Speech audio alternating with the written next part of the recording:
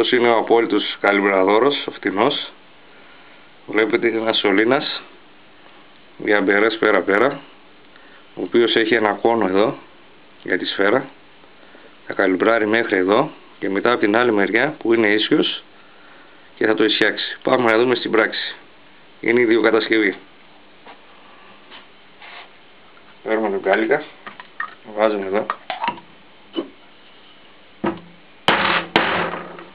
Μπήκε μέσα, καλυμπράρισε τώρα.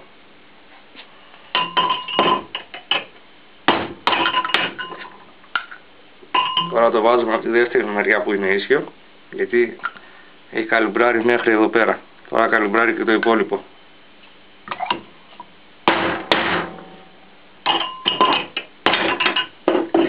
Τώρα είναι έτοιμο. Θα δούμε. Είναι απόλυτο, δεν έχει γραμμές. Και στο όπλο μπαίνει απόλυτα.